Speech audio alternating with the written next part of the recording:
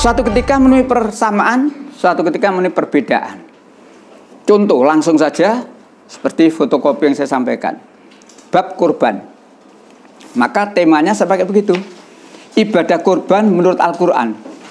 Menurut penjenengan siapa ya Bapak? Anaknya Ibrahim yang dikorbankan? Yakin? Yakin? Keyakinan penjenengan benar wes. Cuma sayangnya banyak orang Islam ketika ditanya dalilnya, di dalile bahwa yang dikorbankan adalah Ismail. Kira-kira ya napa ya? Nah, wis pokoknya Quran, dah ya surat endi ayat piro? Sampai niku ngeyel ya Pak. Kita ngomong harus ada. Ya Bapak. Menurut orang Nasrani yang dikorbankan bukan Ismail, Iska. Dalilnya Alkitab. Jadi di sini jelas disebutkan Kitab Kejadian pasal 22 ayat 2. Tuhan berfirman kepada Ibrahim, ambillah anakmu yang tunggal yang kau kasihi, yakni Iska. Bawalah dia ke tanah Moria, jadikan ia sebagai korban bakaran dan seterusnya. Siapa yang dikorbankan menurut Alkitab? Iska. Persoalannya sekarang, menurut Alkitab Iska, menurut Al-Quran apa dua-duanya benar?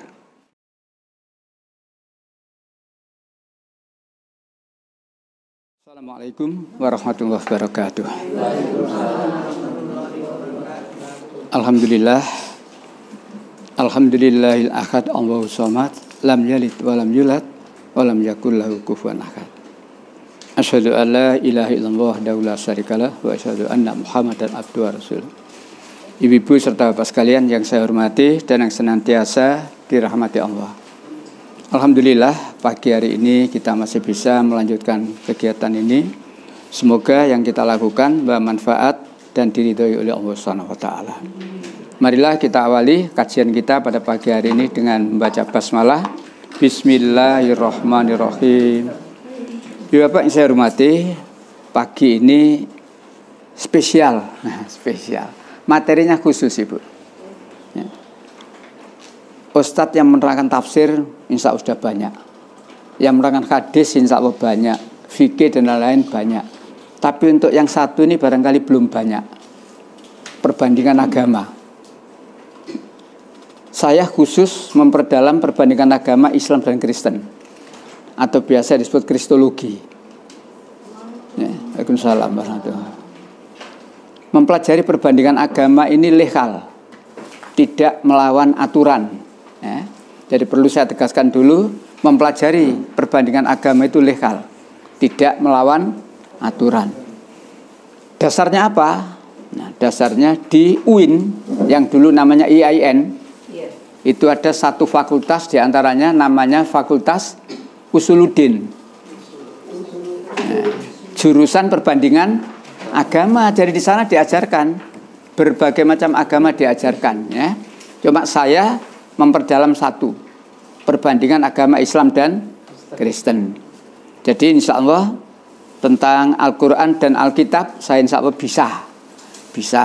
Jadi kalau saya ngomong tentang Kristen, tentang Alkitab, saya selalu menunjukkan dalilnya.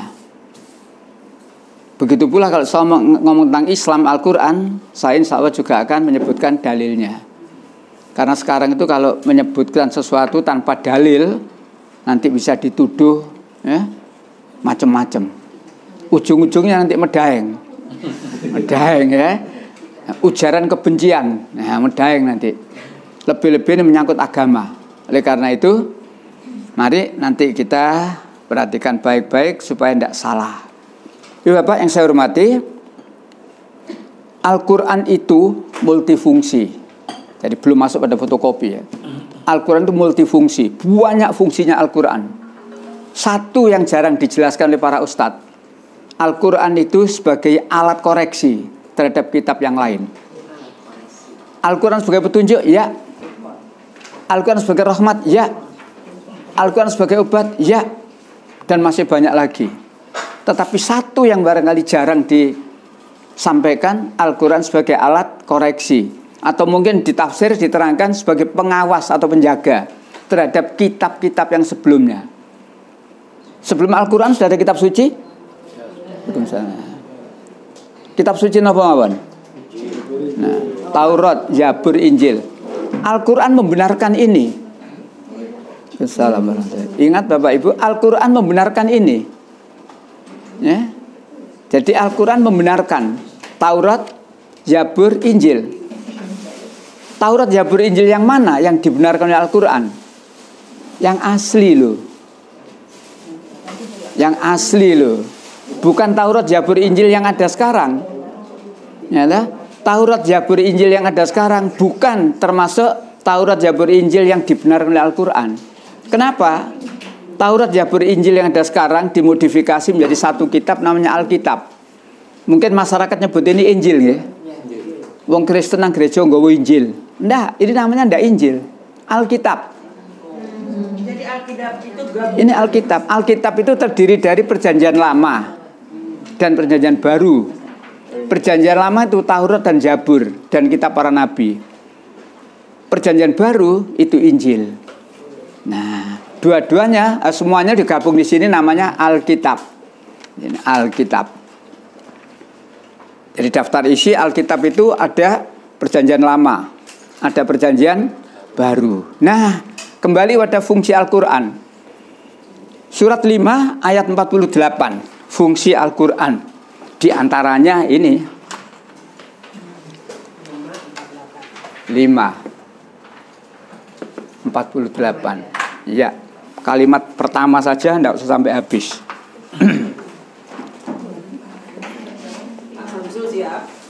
Monggo, dan kami telah menurunkan kitab Al-Quran kepadamu Muhammad dengan membawa kebenaran. Membawa kebenaran, terus yang membenarkan kitab-kitab yang diturunkan sebelumnya. Membenarkan kitab-kitab yang diturunkan sebelumnya, Taurat, Zabur, Injil. Terus dan menjaganya. Inilah yang saya maksud. Wa muhaimin, menjaga, mengawasi, mengoreksi.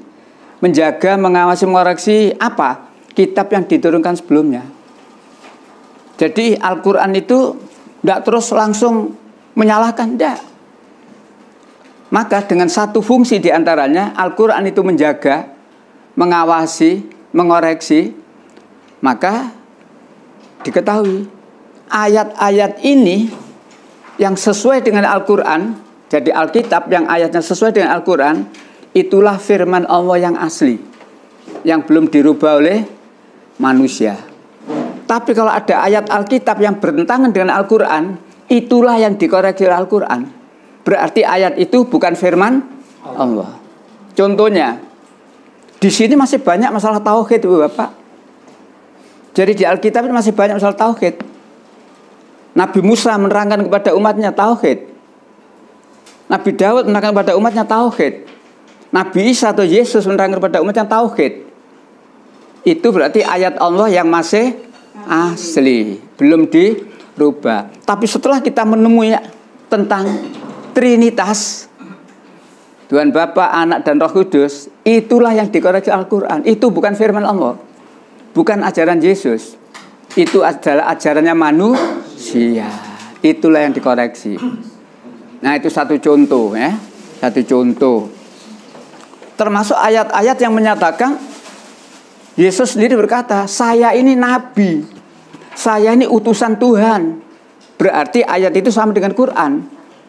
Tapi ketika orang Nasrani mengatakan Yesus adalah anak Allah, nggak beres ini.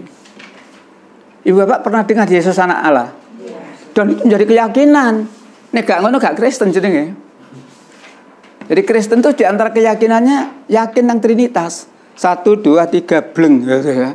Atas nama Tuhan Bapa, Anak dan Roh Kudus, amin. Nek gak ngono gak Kristen. Nah, itulah maksud wal muhaimin, alat koreksi. Maka mempelajari perbandingan agama itu Bapak Ibu, suatu ketika kita menemui persamaan. Loh kok podo ya Injil karo Al-Quran? Kalau ada kesamaan, itulah firman Allah yang masih asli, belum dirubah oleh manusia. Tapi ketika ada perbedaan, itulah ayat Alkitab. Kita harus berani mengatakan Alkitab sudah dirubah. Bapak Ibu harus yakin, jangan mengatakan enggak pas Quran sing dirubah. Ndak. Al-Quran harga mati, la mubadila li kalimati. Tak seorang pun yang dapat merubah firman-firmannya, ini harga mati.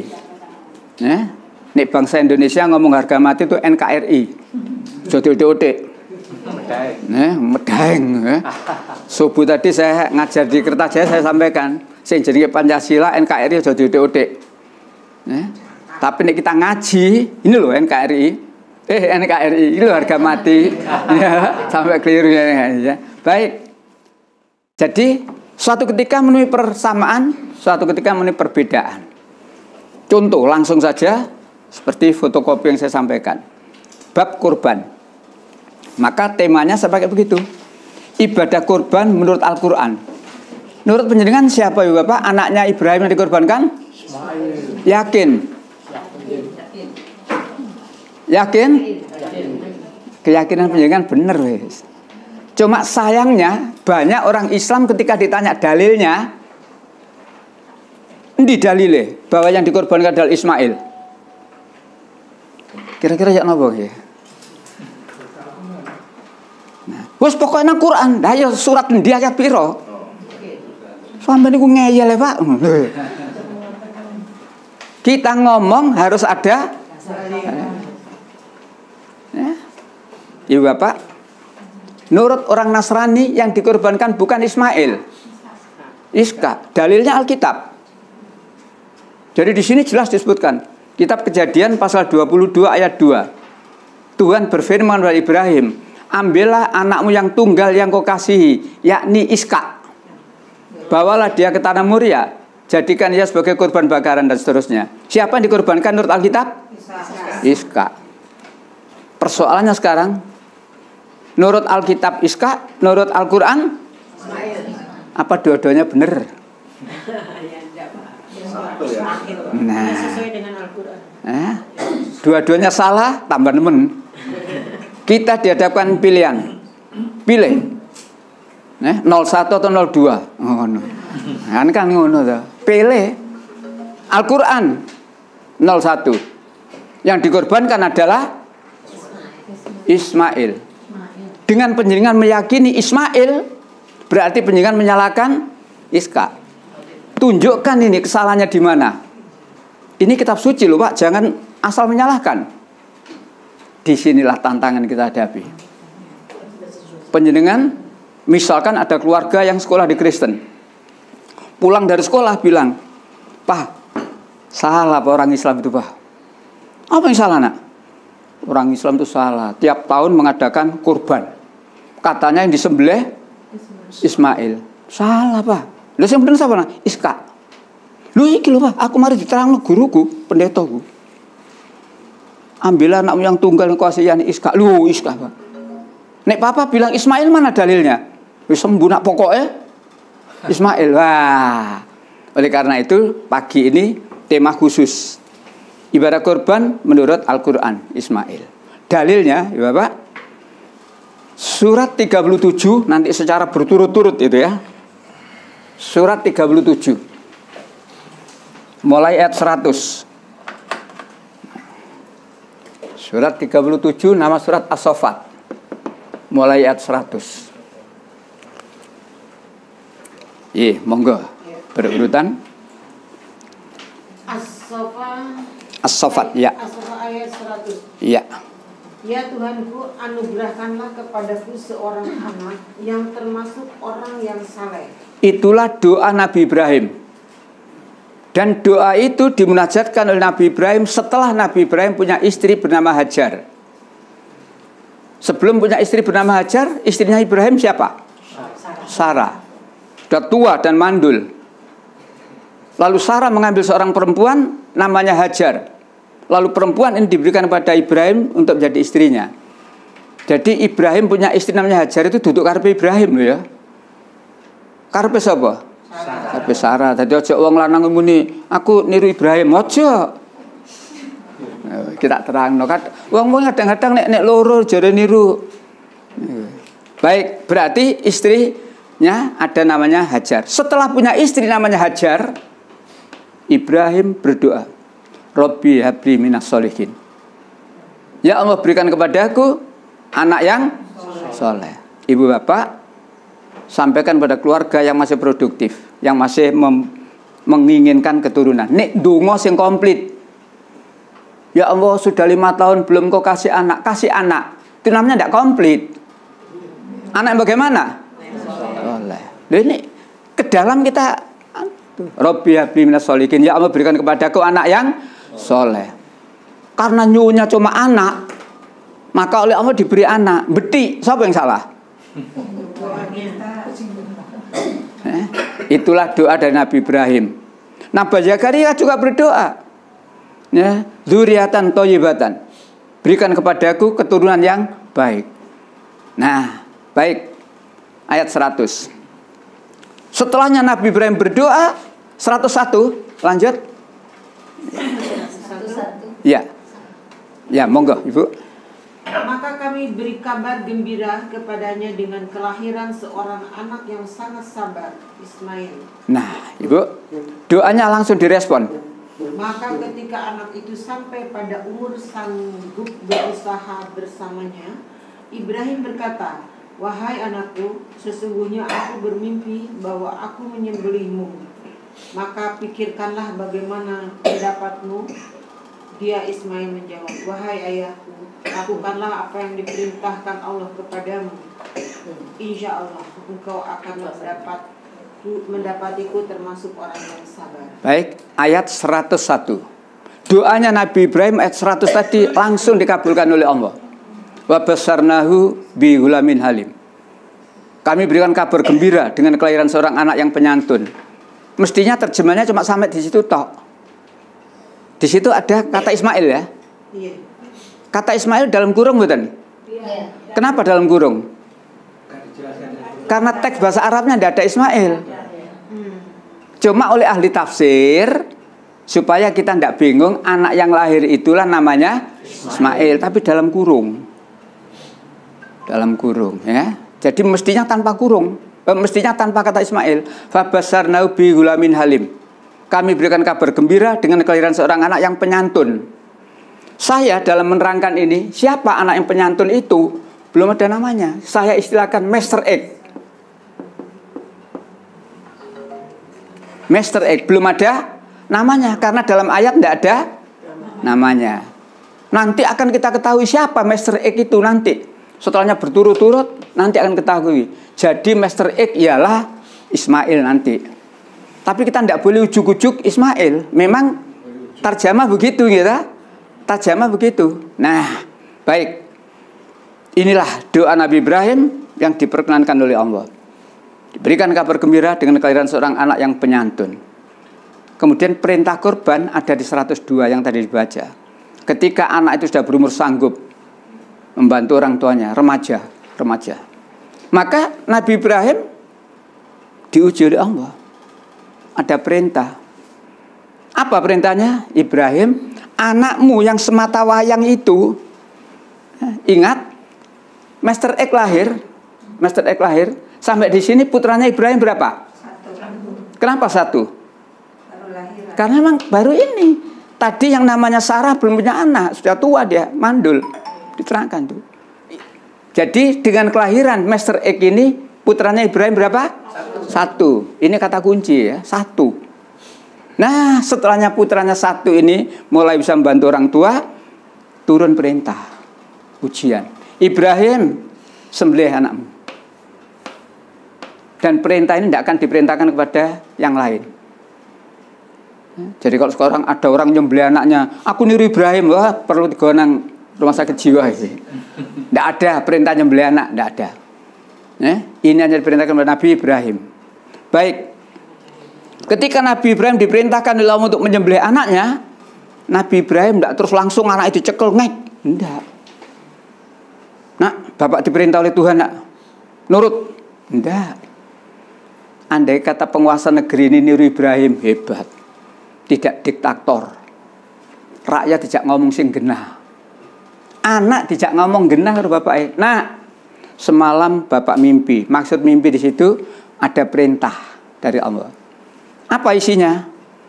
Aku, bapak diperintah oleh Allah untuk menyembelih kamu. Bagaimana pendapatmu? Fikirkan dan renungkan baik. Luar biasa ini. pemimpin kepada bawahan, luar biasa. Anak tidak ngomong. Jadi andai kata anak dicekel ngek, salah ndak Ibrahim? Ndak, perintah Allah kok. Tapi Ibrahim tidak begitu. Mudah-mudahan penguasa negeri ini gak ngunung. Gelem ngalih, gak gelem. Mudah ndak begitu. Ini pelajaran ke dalam. Baik, anak menjawab, wahai ayah, apa yang diperintahkan Allah kepadamu, laksanakan.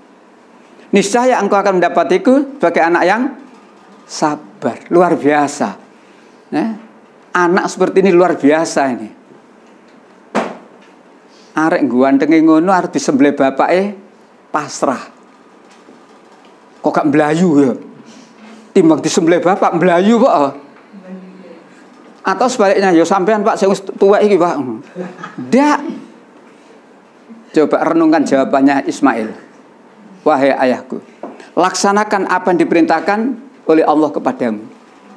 Niscaya engkau akan mendapatiku sebagai anak yang sabar. Luar biasa. Untuk menjadikan anak seperti ini tidak gampang ibu bapak. Lebih-lebih harus disembelih. Nurut, pasrah. Dalilnya coba apa yang diperintahkan oleh Allah. Dalilnya di situ. Apa yang diperintahkan oleh Allah kepadamu laksanakan. Nah kita itu diperintah oleh Allah seringkali gak nurut nek diperintah pimpinan. Wedi dipotong HR. Wedi saya pecat. Sinetron lah suka gitu, Pak. Tak pecat. Tapi nek diperintah Allah sik tolong. Karena tidak kontan. Baik. Itulah ayatnya. Jadi dalil tentang perintah korban surat 37 ayat 102. Inilah perintahnya. Nah, ganti Ibu, ya lanjut 103. Ya. Maka ketika keduanya telah berserah diri dan dia Ibrahim membaringkannya atas pelipisnya. Terus untuk melaksanakan perintah Allah. Lalu kami panggil dia, wahai Ibrahim, sungguh engkau telah membenarkan mimpi itu. Sungguh demikian, kami memberi balasan kepada orang-orang yang berbuat baik. Jadi 103 perintah itu dilaksanakan keduanya. Jadi Ismail atau Mr. X sudah digelimpangkan itu. Ibrahim sudah pegang pisau, karek magnet. Nah, jadi ini sudah ketika keduanya telah membaringkan anaknya, tinggal magnet. Allah Maha tahu. Oh, berarti hambaku betul-betul melaksanakan perintahku. Allah tidak membiarkan Ismail tersembelih. Allah tidak membiarkan Ismail tersembelih. Dalam posisi yang tinggal magnet. Lanjut ayat 4. Ya, ganti. Ya. Panggil dia, wahai Ibrahim. Dipanggil oleh Allah, wahai Ibrahim. Karena ada panggilan, wahai Ibrahim. Ibrahim noleh kepada arah suara panggilan itu. Barangkali kita dipanggil dalam noleh ya. Nah, lanjut ayat 5. Sungguh engkau telah membenarkan mimpi itu. Sungguh demikian kami memberi balasan kepada orang-orang yang berbuat baik. Nah, jadi Allah nyata memanggil Ibrahim sehingga nanti tidak terjadi penyembelihan.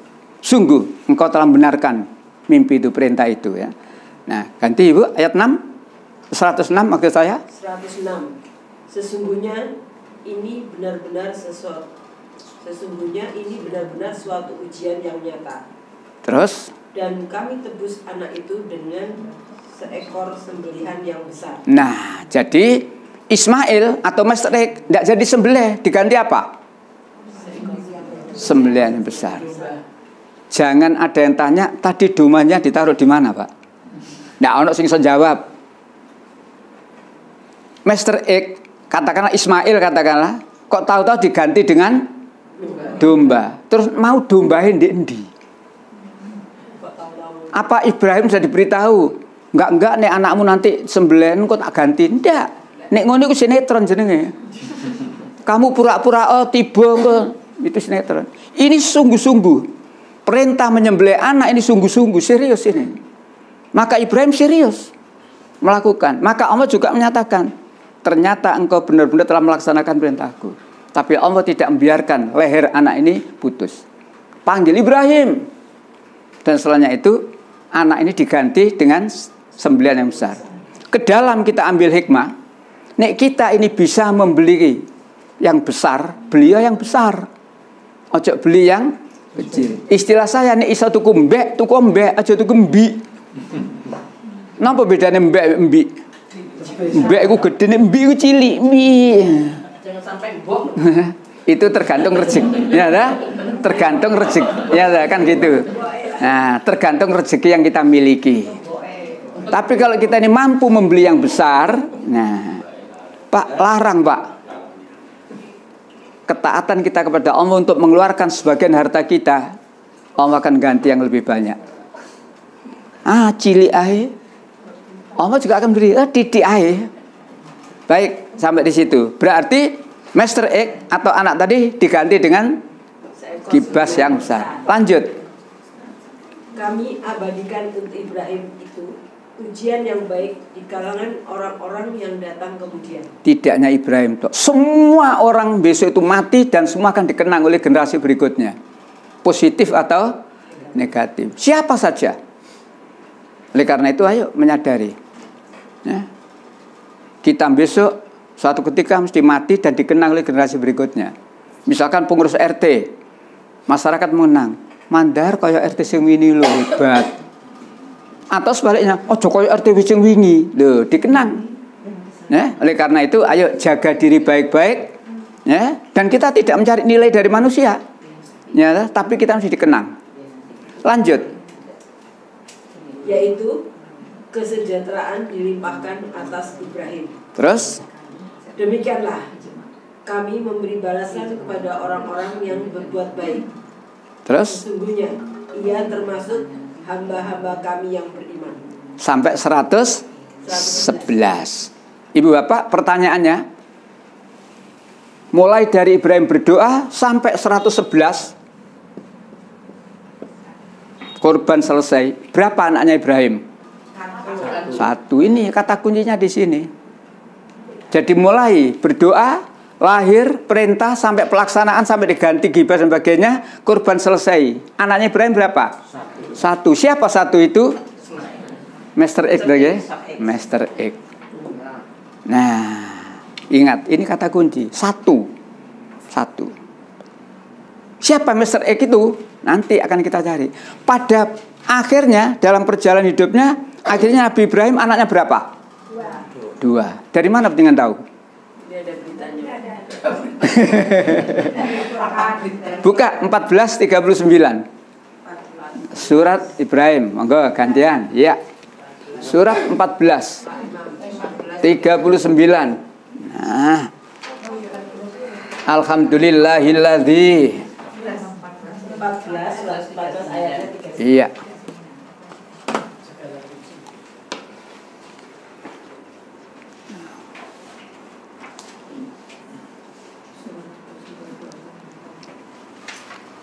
Baca Pak ya? Iya, monggo. Ya. Segala puji bagi Allah yang telah menganugerahkan kepadaku. Terus? Di hari tuaku. Iya. Ismail dan Ishak. Nah, berapa anaknya Ibrahim? Dua. Segala puji bagi Allah yang telah menganugerahkan di hari tuaku. Siapa dan siapa? Nah, Ishak belum lahir loh ya di sini tadi. Ishak belum lahir di sini tadi. Kapan lahirnya Ishak? Lahirnya Ishak itu setelah peristiwa korban. Ingat ya Bapak, ini kata kunci. Lahirnya Ishak itu setelah peristiwa korban.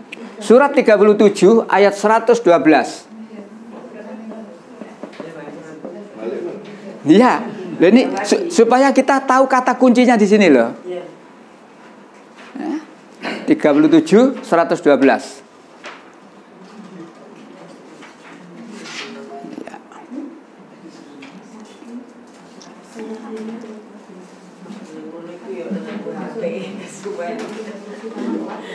Iya, ketemu monggo ya.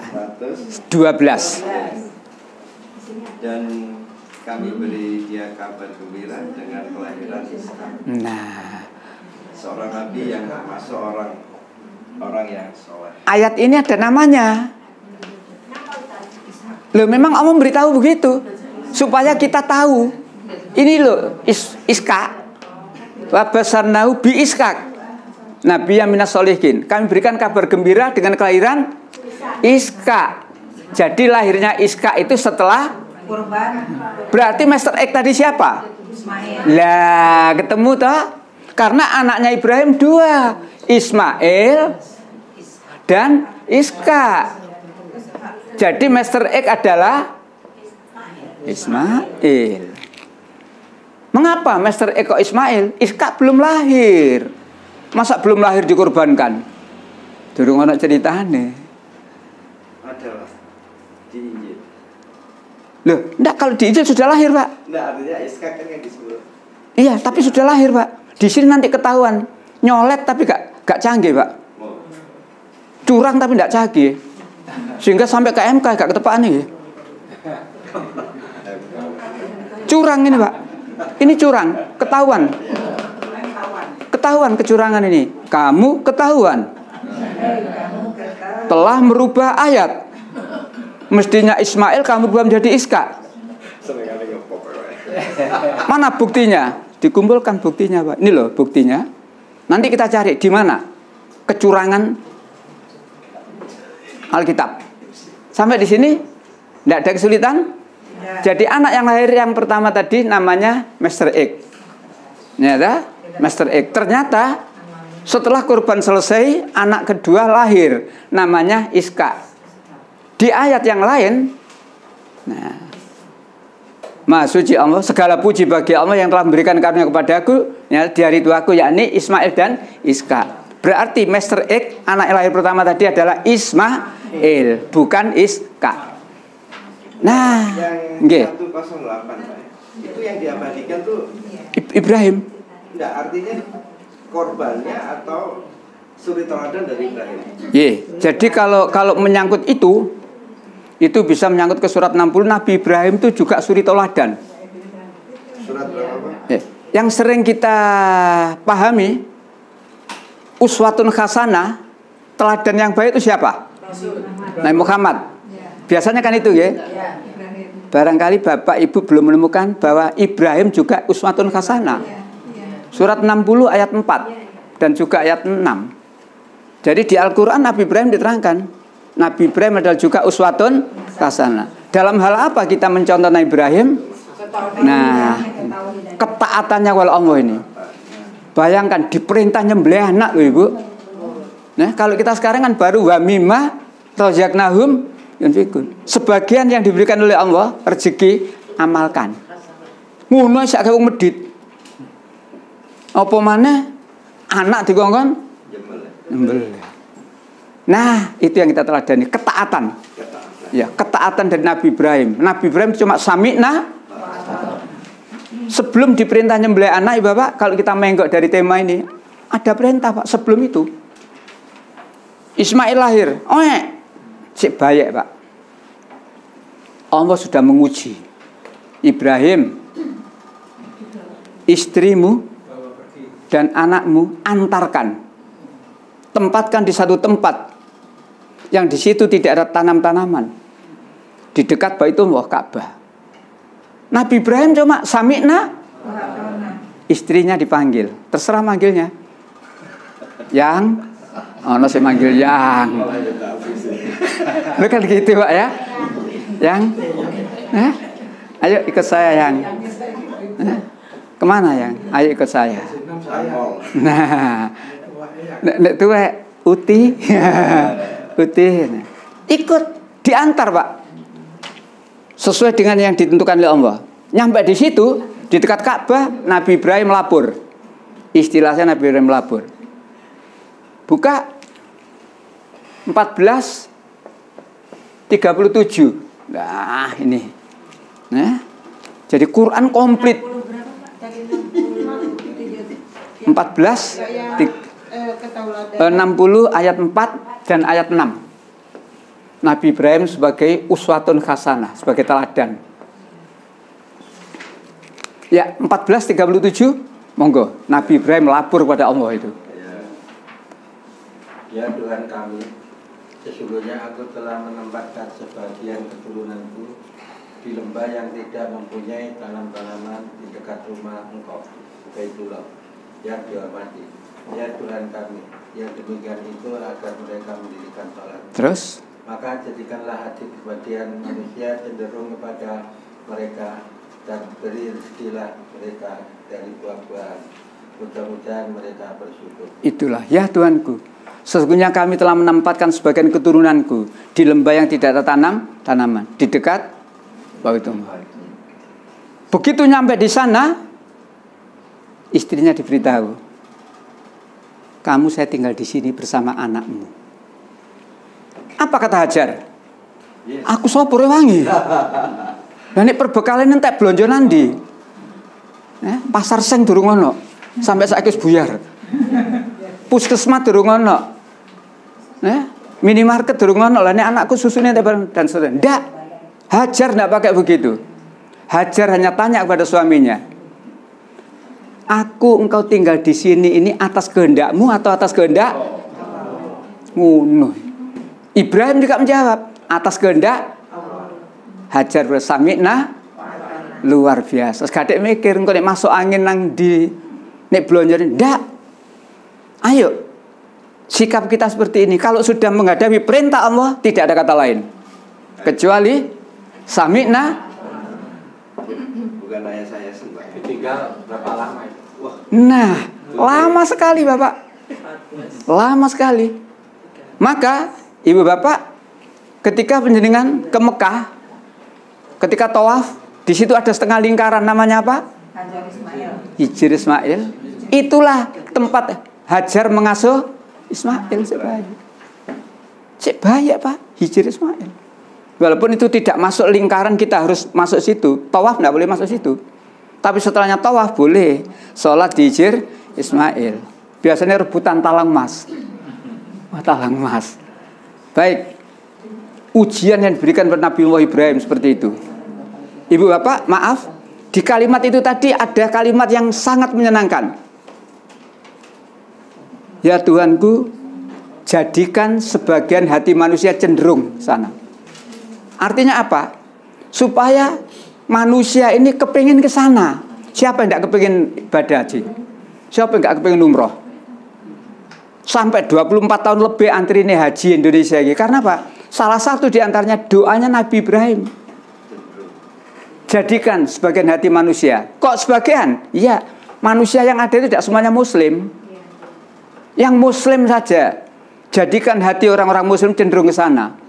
Ya Allah, paringi rezeki ya Allah. Saya ingin memenuhi panggilan-Mu. Labbaik. Allahumma labbaik. Doanya Nabi Ibrahim. Nah, itu ujian. Setelahnya itu Ismail gede, diuji 9 anakmu. Coba. Luar biasa. Ini kalau menurut Islam. Menurut Alkitab tidak begitu. Menurut Alkitab itu Ismail lahir, kemudian disusul Ishak lahir. Nah, setelahnya itu Nabi Ibrahim mengadakan perjamuan menyapai anaknya. Jadi Ismail yang sudah berumur 16 tahun, Ishak 2 tahun, nyapai itu berapa tahun? Umumnya 2. Padahal selisihnya itu 14. Ketika ada acara itu, tahu-tahu Sarah ngompori suaminya. Ngompori niku napa?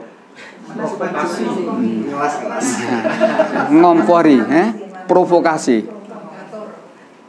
Ibrahim, usir hamba saya itu serta anaknya. Kurang ajar itu.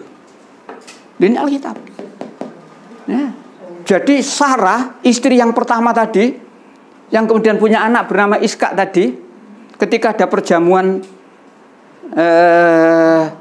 menyape, ya, maka dia ngomong, usir hamba saya itu. Siapa yang dimaksud hamba saya? Hajar beserta anaknya Ismail. Usir. Sayangnya Ibrahim kok nurut. Nah ini barangkali ya, disinilah barangkali termasuk kelompok suami yang takut. Loh iki lho ya, Dak. Nurut Bapak. Nah, nurut Pak. Loh, itu semuanya di sini Bapak. Nurut. Maka pada pagi hari, nah, Ibrahim menyiapkan perbekalan. Nah, sekirbat air dan sebagainya diberikan kepada Hajar. Diusir. Kalau tadi menurut Islam diusir mboten? Diantar sampai tempat. Bedakan, Pak. Kejam di kau. Dan itu bukan ayat Allah, bukan firman Allah. Walaupun itu ada di sini, Bapak, Ibu. Walaupun ada di sini, bukan firman Allah. Nah, termasuk lahirnya Iska. Nanti ada ayat nanti. Orang Yahudi, orang Bani Israel itu suka merubah ayat, letak. Mestinya lahirnya Iska itu setelah peristiwa korban kita. Tapi menurut Alkitab sebelum korban. Ismail lahir, Iska lahir. Baru kemudian perintah korban diselewengkan lagi, yang dikorbankan Iska. Mulai merubah kelahiran sampai merubah isinya. Itulah kecurangan yang ada. Inilah. Cuma kita harus bisa menerangkan Ibu Bapak. Soal mereka tidak ngaku, nggak apa-apa. Dak ono maling ngaku Ibu. Oh gak ngaku wis gak kamot tok. Gak ngaku lho, gak kamot lembaga masyarakatan. Apa maneh ngaku, iya Pak, Injilku. Hanya orang-orang yang mendapat hidayah dari Allah, yang mau buka hatinya, dia akan sadar ditinggalkan Alkitab ini. Lalu mereka mengucapkan asyhadu alla ilaha illallah. Tugas saya di Al-Falah itu Bapak Ibu. Jadi saya tugasnya di Al-Falah membina jamaah muhtadin. Istilahnya kalau dulu mu'alaf nggih. Nah, saya mah ditugasi pembina mu'alaf di Masjid Al-Falah. Jadi akad pertama 2 bulan sekali. Dulu saya akad pertama tiap bulan. Lalu karena ada ustadz lagi, sehingga gantian 2 bulan sekali. Ya ada Jowo, ada gak Jowo, itu. Dan di sana begitu selesai syahadat tidak langsung diberi sertifikat. Dibina dulu sampai bisa sholat dan seterusnya. Kenapa? Kita tidak ingin masuknya Islam hanya sekedar untuk kebutuhan akan nikah. Karena yang banyak gitu ya. Nah, baik, kita kembali. Inilah ujian yang diberikan oleh Allah kepada Nabi Ibrahim. Antarkan istrimu, anakmu, sebagian keturunan lapor. Lapor. Ya Tuhan, kami telah menempatkan sebagian keturunanku di lembah yang tidak ada tanam-tanaman di dekat Baitullah. Ya, lalu doanya tadi itu. Baik, balik lagi ke masalah korban supaya tuntas. Jadi kata kuncinya kalau kita ngomong korban Ibu Bapak, ketika korban itu terjadi, anaknya Ibrahim baru 1 orang, yakni Ismail.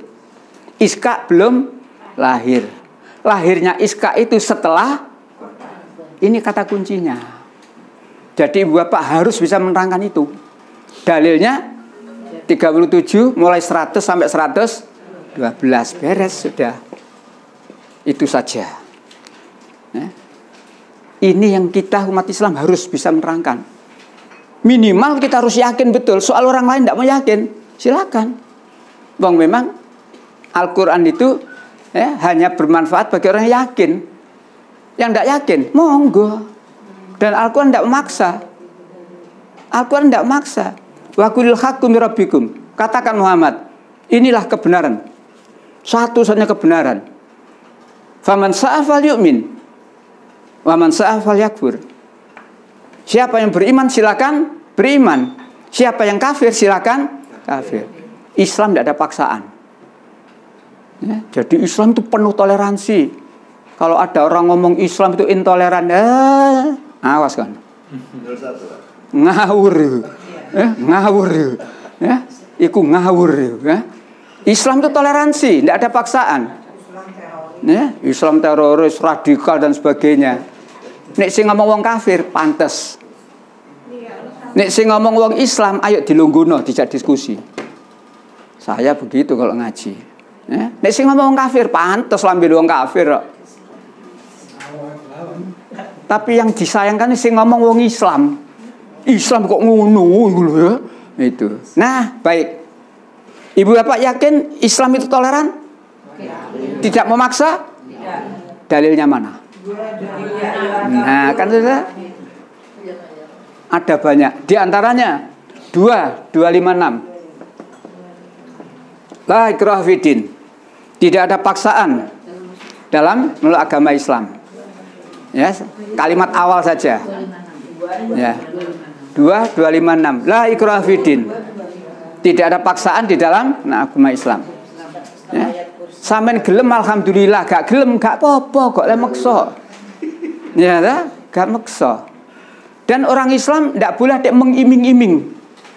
Melu Islam, engko tak wenehi sarung. Melu Islam engko tak dadekno camat. Tak dadekno wakilku, gak ono ngono iku. Gak mau alhamdulillah, ndak mau urusanmu dhewe. 1829. Ini lebih tegas ini ya. Monggo yang 1829 silakan. Lebih tegas itu Bapak Ibu. Ya. 1829 tegas itu ayatnya.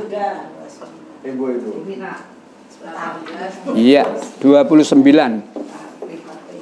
Itu ayatnya tegas itu. Bukan ayat paksaan. Iya. Ayat tegas ini. Ya. Dan katakanlah Muhammad, kebenaran itu datangnya dari Tuhanmu. Barang siapa menghendaki beriman, hendaklah dia beriman.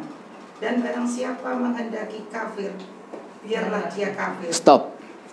Katakan Muhammad, kebenaran dari Tuhan. Ini loh kebenaran. Al-Quran ini kebenaran mutlak, bukan kebenaran sesaat. Ini kebenaran mutlak. Mulai dulu hingga akhir zaman ini adalah kebenaran mutlak. Beda dengan peraturan dibuat oleh manusia. Dulu benar, sekarang belum tentu. Dari nginden Intan Timur penjenengan tajak nang Arab Saudi. Wah, mendarat di sana. Duh, wedok-wedok saiki kok nyetir mobil. Dulu boleh? Sekarang? Loh kok boleh, kok berubah? Aturannya manusia walaupun raja yang ngatur. Berubah tak? Dari Arab Saudi jangan tajak lagi nang Tiongkok. Wah, keliling cek kan nginden Intan terus ae. Tanggone betani. Ya ta? Nah, nyampe di sana. Dulu suami istri hanya boleh punya anak satu, sekarang boleh punya anak 2. Nah, kenapa? Aturannya manusia. Setelahnya dari Arab Saudi, setelahnya dari Tiongkok, tajak pulang lagi ke Indonesia. Undang-Undang Dasar Negara Republik Indonesia tahun 1945. Sudah berapa puluh tahun berlaku di Indonesia, ternyata terjadi amandemen. Perubahan. Mengapa bisa berubah? Aturannya manusia. Wa qul haqqu mir rabbikum. Katakan Muhammad, Al-Quran ini kebenaran. Kebenaran yang mutlak, kebenaran yang abadi. Tidak akan terjadi perubahan kapanpun. Ya, inilah Al-Quran. Lalu kalimat berikutnya, faman sa'afal yu'min. Siapa yang mau beriman silakan beriman. Siapa yang mau kafir silakan. Ada paksaan? Tidak ada. Manusia disuruh menentukan sikap, tidak dipaksa. Memilih ya Pak. Milih. Tetapi Ibu Bapak, walaupun itu bebas memilih, salah pilih ada resiko. Sama dengan tangan kanan madu, tangan kiri racun. Salah pilih, orang yang waras akalnya mesti milih yang kanan, madu. Madu di tangan kananku, racun di tangan kiri, kan gitu. Cekak ngantuk. Kan gitu. Inilah Al-Quran. Jadi Al-Quran itu tidak ada paksaan. Kalau ada orang mengatakan Al-Quran perlu dijak lungguh. Nah, dan kita orang Islam harus tegas. Di surat 109 surat Al-Kafirun jelas lakum dinukum bagimu, bagiku. Harus tegas kita ini. Jangan lalu kita itu ketemu wong Kristen melok kaya Kristen, ketemu wong Islam jadi Islam. Itu namanya orang tidak punya pendirian, pelin pelan. munafik. Nah, baik, Islam. La ikraha fiddin, tidak ada paksaan. Islam jelas. Maka saya katakan salah pilih. Oh, berat. Lanjut Ibu kalimat berikutnya. Sesungguhnya kami telah menyediakan neraka bagi orang zalim yang gejolaknya mengepung mereka. Jika mereka meminta pertolongan minum, mereka akan diberi air seperti besi yang mendidih, yang menghanguskan wajah. Itulah minuman yang paling buruk dan tempat istirahat yang paling jelek. Salah pilih. Walaupun diberi kebebasan, mau beriman silakan, mau kafir juga silakan. Tiba milih kafir, rasain lu. Disinilah. Oleh karena itu, iman, jaga baik-baik iman kita, tingkatkan kualitasnya iman kita. Hanya orang beriman yang dijamin oleh Allah untuk mendapatkan keselamatan, keberuntungan. Adapun selain itu, namanya kafir, munafik, sungguh ancamannya berat. Tempo hari sudah saya sampaikan, iman, kafir, munafik itu bahasa agama Ibu Bapak, bukan bahasa politik. Itu bahasa agama, bukan bahasa nasional. Iman, kafir, munafik itu bahasa agama. Di Al-Quran ada surat orang beriman? Ada, surat 23 orang beriman. Di Al-Quran ada surat orang kafir? 109, surat Al-Kafirun. Di Al-Quran ada surat orang munafik? Ada, surat 63, Al-Munafikun. Jelas. Iman, kafir, munafik itu bahasa agama. Di Al-Quran ada ayat-ayat tentang orang beriman? Banyak sekali. Innalladzina amanu wa amilus sholihat ulaika hum ashabul jannah. Sesungguhnya orang yang beriman dan beramal soleh, tempat mereka adalah surga. Iman. Di Al-Quran ada ayat, kalau tadi kan surat ya, ayat tentang orang kafir. Kul ya ayyuhal kafirun. Tidak usah diganti aja nul kiai-kiai sing ngeluh sira iki. Tidak boleh menyebut orang kafir. Harus diganti dengan mutawinun. Iku kiai ngeluh sira. Kalau masih ada keraguan itu gimana? Keraguan tentang apa Bapak? Keyakinan. Keyakinan. Maka harus diajak ngomong, nek perlu secara akal, disentuh akalnya. Quran itu dalilnya nakli, dalil Al-Quran, dan juga akli, akal. Coba kita ajak ngomong, misalkan saja ketauhidan. Kalau ada orang yakin tentang ketuhanan yang Maha Esa, tauhid, Quran kan mengatakan, ya ayyuhan nas subudu rabbakumul ladzi khalaqakum walladzina min qablikum la'allakum tattaqun. Hai manusia, sembahlah Tuhanmu. Supaya orang tidak kesasar menyembah Tuhan yang mana, Allah menegaskan, sembahlah Tuhanmu yang telah menciptakan kamu.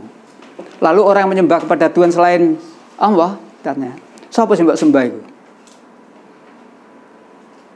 Secara akal sih mbak sembah itu kerungu ndak?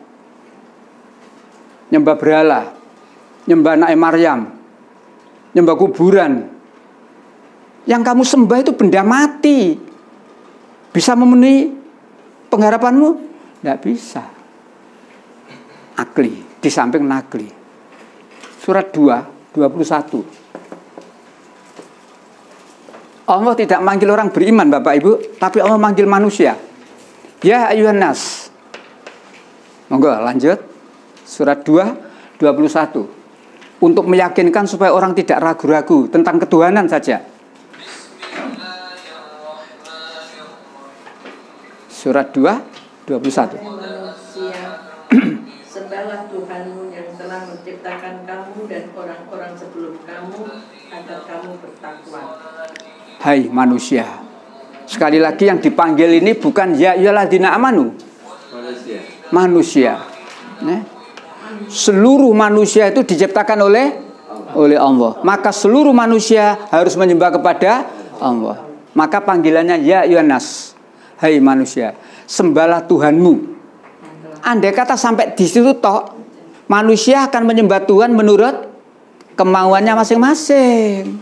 Lata disembah, ya, dan lain-lain. Dulu Orang-orang sana kan menyembah Lata, Mana, Uzza, disembah. Nah, termasuk orang Indonesia menyembah kepada selain Allah. Termasuk orang Sabak menyembah matahari. Nah, maka kalimat ini tidak titik. Sembahlah Tuhanmu. Yang mana? Yang telah Inilah kalimat yang harus kita garis bawahi. Jadi Tuhan yang harus kita sembah adalah Tuhan yang menciptakan, bukan yang Maka di ayat yang lain banyak pertanyaan. Samakah yang menciptakan dengan yang tidak menciptakan? Tidak sama. Yang kamu sembah selain Allah itu benda mati, tidak bisa menciptakan, bahkan dia diciptakan. Yesus itu diciptakan atau menciptakan? Mengapa kamu sembah? Quran ini luar biasa Bapak Ibu. Disitulah saya katakan Al-Quran itu alat koreksi, menghidupkan akal orang. Akal yang mati dengan ayat-ayat ini supaya hidup. Yang menciptakan beda dengan yang Yang menciptakan beda dengan yang tidak bisa menciptakan. Sama kalau Bapak yang dapat menciptakan dengan yang tidak dapat menciptakan. Lah ngono kok ditakokno Pak. Lah ini ayat. Ini ayat 16-17. Dan tidak sama. Loh. 16-17 dan tidak sama. Ya. Monggo lanjutannya supaya penyikan yakin. Ini untuk menghilangkan keraguan. Seperti pertanyaan Bapak tadi, gimana Pak tentang orang ragu-ragu tentang ketuhanan saja? Ya, ayo akalnya diwarasno gitu ya. Ya, 16-17. Monggo, iya.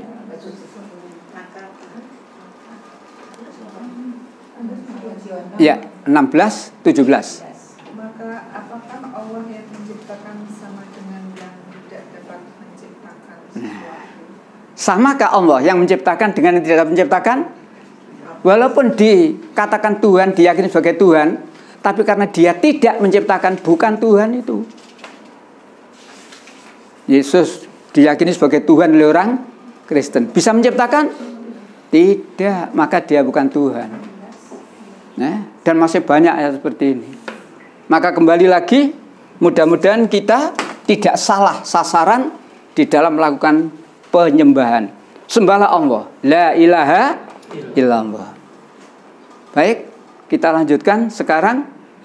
Karena menurut Al-Quran, kurban Ismail sudah selesai. Intinya adalah waktu kurban tadi, anaknya Ibrahim baru satu orang, namanya Ismail. Iskak belum lahir. Sampai di situ. Itu kurban menurut agama Islam, menurut Al-Quran. Sampai di situ ada pertanyaan? Sampai di sini. Ini baru kurban menurut Al-Quran, menurut Islam. Monggo. Tadi Ustaz menyampaikan kalau mau berkorban carilah yang terbaik. Ya. Ya. Putranya Ibrahim. Ya. Sekarang itu karena ya kita menghadapi kristenisasi, sehingga di beberapa tempat itu perlu dibina. Terus korban itu dipecah-pecah untuk dikirim ke beberapa tempat gimana? Boleh. Jadi misalkan jamaah dari yayasan ini urunan, sehingga terkumpul berapa kambing atau berapa sapi, lalu kirim secara hidup-hidup. Al-Falah sering gitu, YDSF sering begitu, atau tempat-tempat lain sering begitu. Jadi lain loh Ibu. Misalkan daerah itu dikirimi daging 100 bungkus daging dengan dikirim seekor sapi, kira-kira syiarnya bagaimana? Beda. Jadi kalau kita ini kemudian kurban, jangan hanya dibagi sekitar kita tok. Awak dewe biasa ketemu daging. Coba saudara-saudara kita di sana jarang ketemu daging. Mindanio kalau mereka itu kita kirimi sapi atau kambing, luar biasa. Nah, boleh, bahkan itu perlu. Terutama Ibu, Mojo Agung apa Mojowarno itu. Di sana ada gereja yang tua itu. Mojowarno, pusat kristenisasi, gerejanya mulai zaman Belanda itu. Nah, itu kuat. Rumah sakitnya masih menonjol sampai sekarang. Nah, umat Islam, ayo dibantu. Ayo dibantu dari Surabaya, urunan, kirim sana sebagainya. Nah, jadi yang disampaikan Ibu benar, perlu. Nek kita itu nyembelih terus dibagi nang wilayah dewe, wah blengke daging wis, engko nggare tekanan darah tinggi. Menyambung itu kan. Ya, monggo. Berarti penawaran dari misalnya Ayat, iya. Bisa ya? Bisa. Di daerah. Kita kan sudah niat korban loh. Sesuai dengan tarif itu, misalkan disuruh milih 3 juta umpamanya, 3,5 atau berapa, terserah kemampuan kita. Rezeki ini longgar, milih yang 5 juta. Berarti wedusnya gede. Soal disalurkan kemana, sudah yakin saja. Yang penting kita ini niat berkorban lillahi ta'ala, mengharap ridha Allah. Soal disalurkan kemana, yakin. Loh Ustaz, katanya korban itu disunahkan nyembelih sendiri. Ya, itu memang ini hadis. Itu kalau disembelih di tempat kita sendiri, nek tegel, gak tega, menyaksikan saja. Tapi melihat situasi seperti itu, yakinlah bahwa kurban penjenengan sudah dilaksanakan secara baik. Penjenengan tidak usah ragu. Engkau pas diingoni dewe, oh aja atik ragu-ragu. Yakin kurban penjenengan sudah tersalur dengan benar. Ngaten nggih? Nah, Bapak, hakikat dari korban itu apakah bisa diambil kesimpulan mengeluarkan hartanya untuk berbagi? ya bisa. Nah, misalnya gini Pak, di dalam kehidupan ini saya tahu bahwa keluarga ini kekurangan sekali. Iya. Termasuk yang saya temukan pada biaya kuliah gitu Pak. Iya. Nah, saya meniatkan untuk berkorban, tapi sebenarnya untuk membantu dia untuk melunasi hutang-hutangnya di kampus gitu. Yeah. Nah, itu apakah bisa, Pak? Karena ini sangat Yeah. membutuhkan memang. Korban. Maka dalam Islam ada sis. Di dalam Islam ada sis.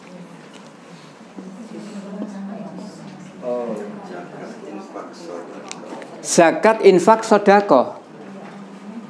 Maka tinggal kemudian ngatur rezeki kita dan melihat urutan-urutan mana yang sangat mendesak.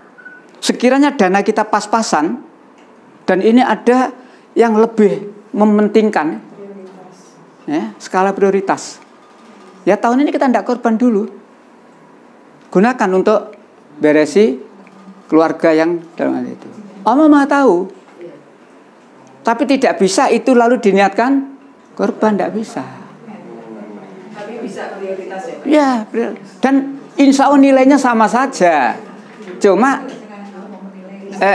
sifatnya beda. Ada korban. Iya, nilainya, artinya nilainya sama adalah sama-sama kita itu taat kepada Allah untuk mengeluarkan sebagian harta kita, ya. Nah, disinilah. Soalnya kadang-kadang kan gini Pak, manusia pada saat dia berkorban itu dia bisa mengeluarkan nilai yang besar. Ya. Misalnya dia samakan dengan harga kambing yang harga sekian kan gitu. Ya, ya. Kalau mungkin sedekah biasa, dia masih agak berat untuk mengeluarkan segitu tadi. Niat ini karena memang dalam rangka berkorban tadi, jadi jumlah besar pun tidak ada masalah. Ya. Tapi memang diberikan pada keluarga yang memang sangat membutuhkan itu. Iya, baik.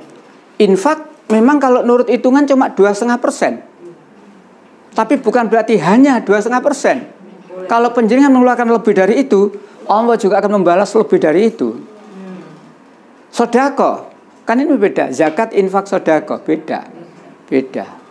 Nah, oleh karena itu berbahagialah kita yang diberikan kelonggaran oleh Allah dalam soal rezeki, dan kemudian kita sadar itu.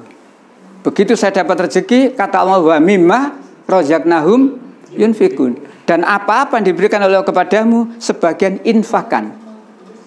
Berapa? 2,5%.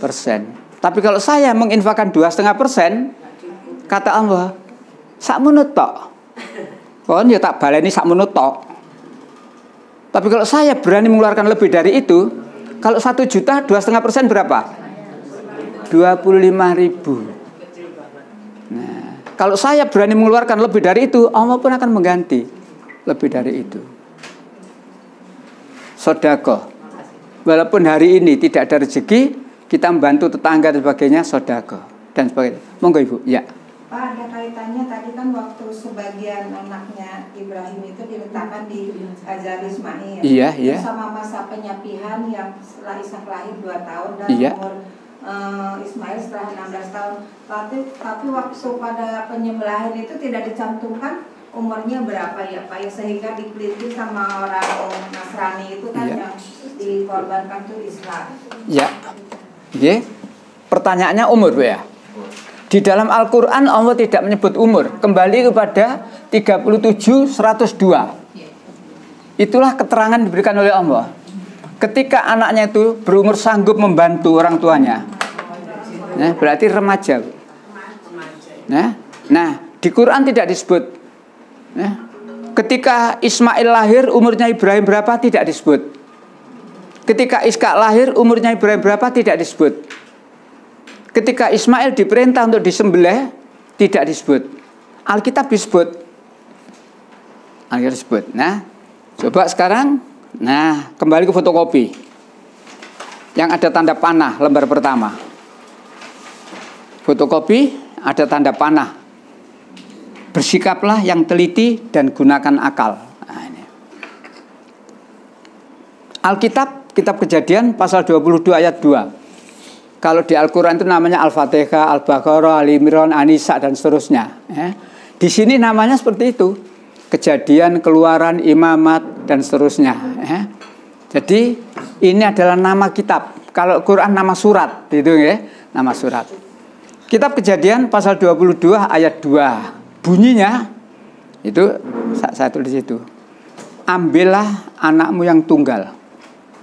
Ya. Jadi perintahnya di sini jelas. Apa kata Allah kepada Nabi Ibrahim? Ambillah anakmu yang tunggal. Kalau komplitnya, ambillah anakmu yang tunggal yang kau kasihi, yakni Ishak. Bawalah dia ke tanah Moria sebagai korban bakaran. Nah, Ibu, Bapak, yang harus kita garis bawahi, perintah Allah itu adalah ambillah anakmu yang tunggal. Kalau Allah mengatakan anakmu yang tunggal, anak Ibrahim berapa? Satu. Saat itu, ya, saat perintah itu satu. Allah itu maha ahli bahasa. Ambil anakmu yang tunggal satu. Andai kata anak sudah 2, perintahnya bukan tunggal. Nah, ada sulung atau bungsu, kan gitu. Jadi Allah itu maha ahli bahasa. Tapi di sini penyelewengan, kecurangan dalam Alkitab. Wong anaknya 2 kok bunyinya ambil anakmu yang tunggal. Loh, dari mana kita bisa mengatakan anaknya 2? Di situ saya tulis bawahnya yang ada garis tepi 2 itu Bapak, Ibu. Setelahnya panah, ya dah. Nah, di bawahnya itu selanjutnya dari 2 anak tersebut siapa yang lahir lebih dulu? Nah, kan gitu. Jadi gini cara memaknai, ambillah anakmu yang tunggal, gitu. Arti tunggal itu bagaimana? Apa? Anaknya baru 1. Kalau seandainya anaknya 2, yang tunggal itu yang mana? Yang pertama. Sekarang kita cari siapa anak yang lahir pertama. Oh, gitu ya. Di sini. Maka di situ diterangkan.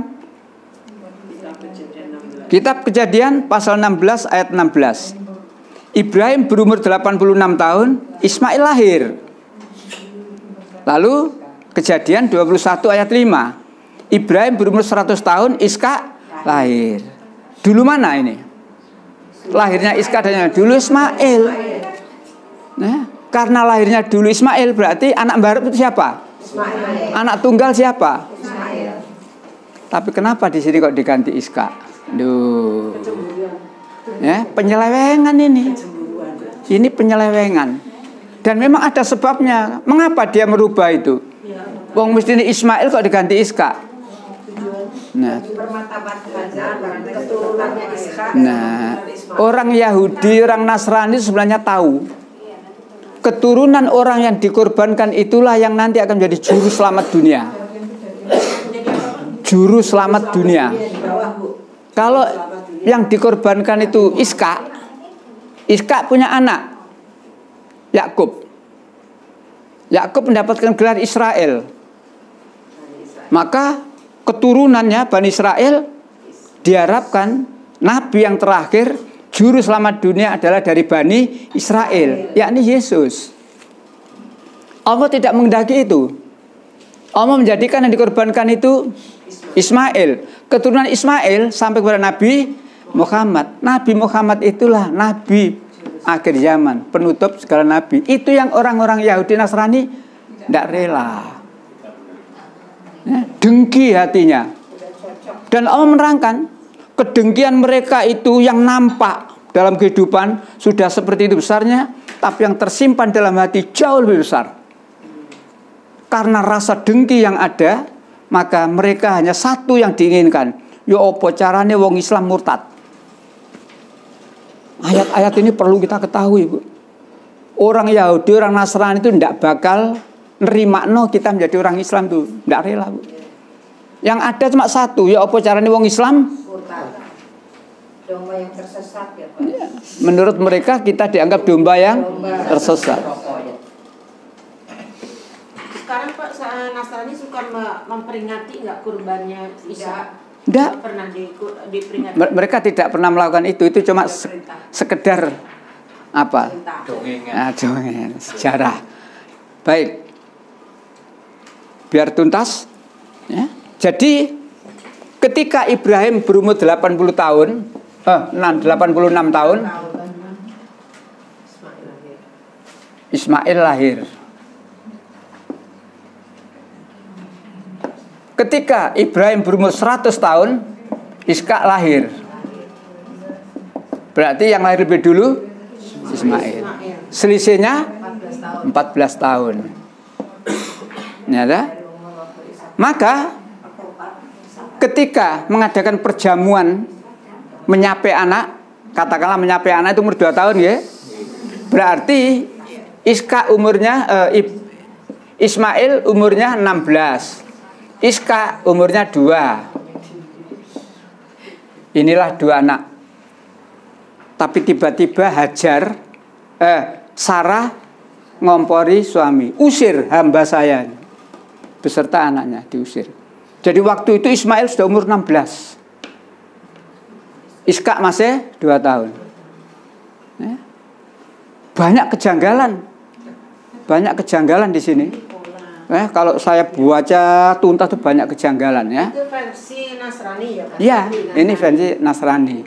Kalau Islam tidak ada kejanggalan. Al-Quran itu Dzalikal kitab la roibi. Tidak ada keraguan. Apalagi salah, ragu-ragu saja tidak ada. Tapi kan di sini banyak sekali keraguan, banyak sekali. Nah, baik. Jadi mudah-mudahan tentang anaknya yang 2 tadi, kalau menurut Al-Quran jelas 1439. Urutannya Ismail, Iska. Menurut Alkitab anaknya juga 2, cuma urutannya dibalik. Di bawahnya panah itu Ibu, Bapak. Nomor 1, lihat Al-Quran surat 14 ayat 39. Anaknya Ibrahim 2 orang, namanya Ismail dan Iska. Lihat Alkitab, kitab Tawarikh yang pertama, pasal 1 ayat 28. Anaknya juga 2. Siapa dan siapa? Loh, nakalan. Ya, nakalan. Allah di dalam membuat ayat itu urutannya tidak akan terbalik. Ya. Disinilah maka Al-Quran sebagai alat koreksi ketahuan. Ya. Jadi apa-apa yang ditulis oleh Allah dalam Al-Quran difirmankan itu semuanya benar. Misalkan Ibu, saya beri contoh untuk meyakinkan kita bahwa urutan yang diterangkan oleh Allah dalam Al-Quran itu pasti benar. Ketika kita lahir, atau gak eling awak dilahir, ketika putra penjenengan lahir, cucu penjenengan lahir, sudah bisa mengetahui apa-apa? La ta'lamuna syai'a, belum mengetahui apa-apa. Apa yang diberikan oleh Allah kepada bayi itu setelahnya itu? Nangis. Bukan, maksud saya perlengkapan. Pendengaran. Setelahnya itu Mata. penglihatan. Setelahnya itu hati nurani. Ini urutan yang bukan ketepaan. Ini Allah sudah Maha tahu. Jadi anak yang baru lahir 1678. Wa akhrajakum min butuni ummatikum la ta'lamuna syai'a. Urutan yang bukan urutan ketepaan ini memang betul-betul Allah mengatur begitu. 1678. Monggo lanjutannya siapa?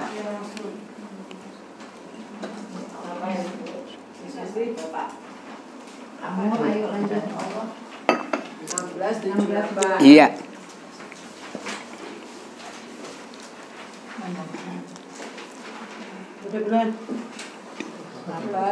Allah mengeluarkan kamu dari perut ibumu.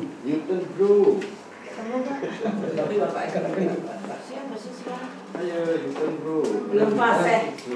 Belum pasien bukan. Sabar, iya, monggo. Sabar. Ya. 1678. 16 ayat 78. Dan Allah mengeluarkan kamu dari perut ibumu dalam keadaan tidak mengetahui sesuatu apapun. Terus? Dan Dia memberi kamu pendengaran, penglihatan, dan hati agar kamu bersyukur mempergunakannya. Itulah firman Allah. Kita diberi PPH, pendengaran, penglihatan, dan hati. Untuk apa? La'lakum taskurun, agar bersyukur. Gunakan baik-baik. Pendengaran digunakan mendengarkan apa? Mendengarkan apa saja yang sekiranya membawa manfaat, terutama mendengarkan bacaan Al-Quran. Penglihatan, melihat apa-apa, tanda-tanda kekuasaan Allah. Dengan begitu kita akan lebih yakin terhadap kekuasaan Allah. Hati, memikirkan apa-apa yang telah difirman oleh Allah. Itu namanya orang bersyukur. La'alakum taskurun. Nurut penjenengan ibu bapak. Banyak mana orang yang bersyukur dengan tidak bersyukur? Ayatnya kan la'alakum taskurun, agar kamu bersyukur. Ternyata banyak yang tidak bersyukur. Alhamdulillah kita termasuk orang yang bersyukur. Kalau bersyukur, apa janji Allah?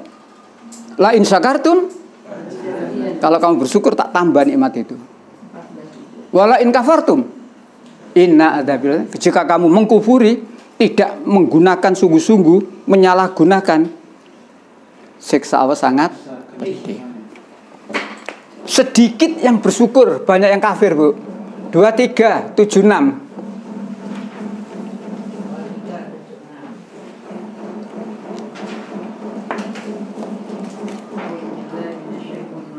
Iya. Dan kami telah menimpakan azab kepada mereka.